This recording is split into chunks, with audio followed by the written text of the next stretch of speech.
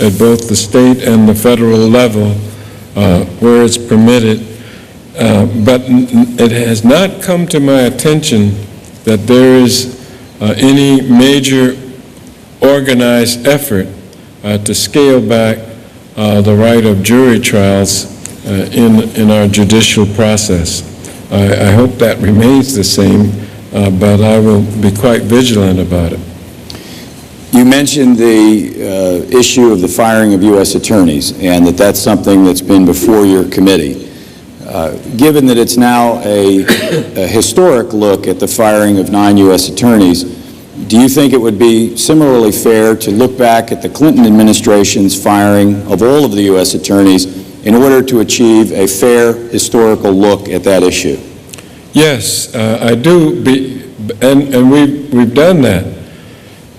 It is traditional that at the beginning of a president's term, especially if it's a new leader of a different party coming in, that all the attorneys submit their resignations. The thing that's different about the 9 attorneys fired is that they were appointed by the same administration that fired him. And therein lies the question that we are very concerned about. Excuse me. It's, the question was, why were they fired? Since obviously the president has that right. And why were these 9 selected? And just in a nutshell, it seems like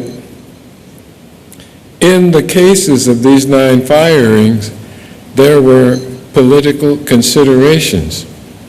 We've had Monica Goodling, who was the political liaison to the White House working in the Department of Justice, testify before us. And Mr. Comey, the former Deputy Attorney General in the Republican administration, and a number of others that have given us reason to be more than just apprehensive about why these particular men and women were given the gate.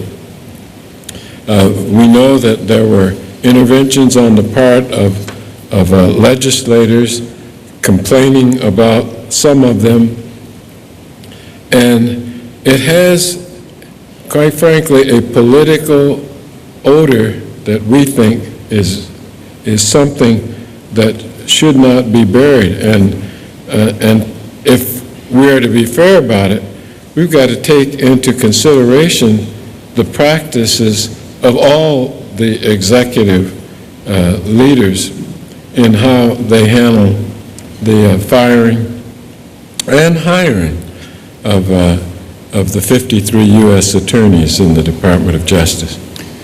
Congressman, we have time for just a couple of more, and I think this is an excellent question. Do you think that Congress has lost its nerve in protecting civil rights for fear of being labeled weak on terror?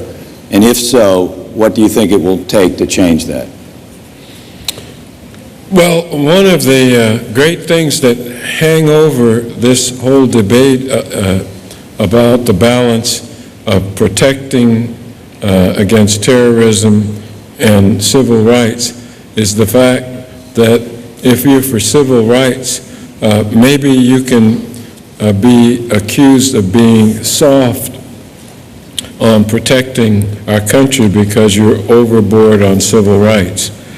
It's something that I feel sad about, that we end up going into that direction, because it's this Democratic administration that has fought so hard to fulfill the 9/11 Commission, a bipartisan commission that the President testified before, because we had only enacted part of the things that they thought we ought to be doing. And so I don't think, first of all, that anybody is soft on terrorism, and I think it's a pretty good-sized red herring to bring into a debate like this. And so it's in that, from that perspective, that I don't think we backed away from it a bit. As a matter of fact, the bill that we just passed out, the Restore Act dealing with FISA, brings in more safeguards than ever before, and it was strongly supported in the House, and we have reason to believe that it's going to receive good support in the Senate, and that we will restore some of those protections without compromising our responsibilities to protect and defend the people of the country. Thank you. And one final question. You raised a number of very provocative and extremely important issues today, and we appreciate that. One member of our audience asks, with regard to the Iraq War, which you referenced, although Congress controls the funding for a war like the war in Iraq, do you agree that the President has the sole right to declare war?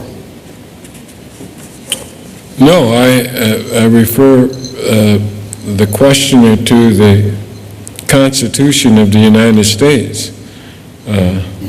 Congress has the sole right to declare war, and that's what brings us to the difficulty of what we're doing here. I'm very disturbed, and I take with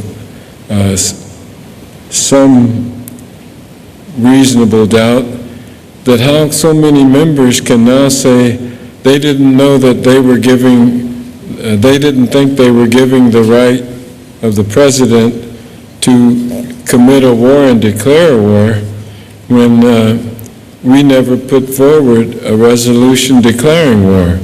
We gave the President enhanced powers to operate as Commander-in-Chief, but that's a lot different from a declaration of war. Franklin Roosevelt came to the Congress to seek a declaration of war for World War II, and we think that you can't come under seeking more authority and then say now we're in a war, and then amazing enough, say this is a war without end. It'll be going on.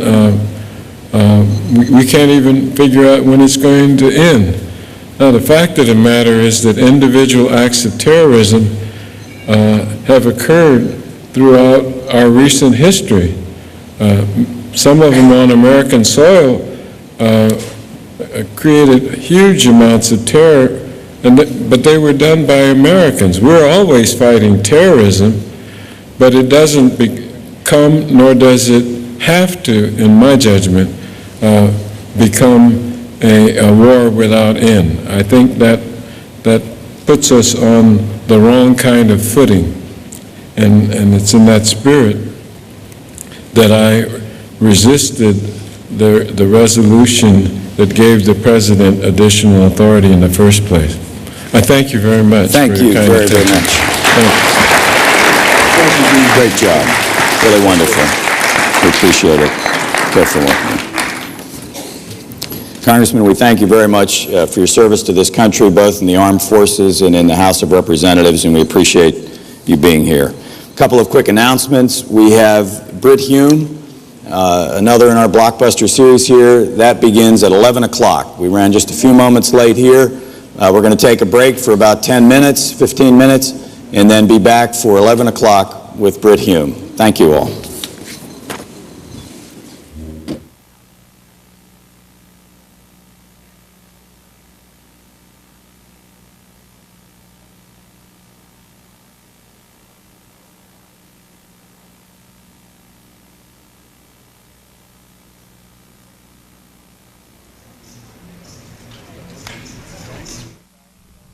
This afternoon,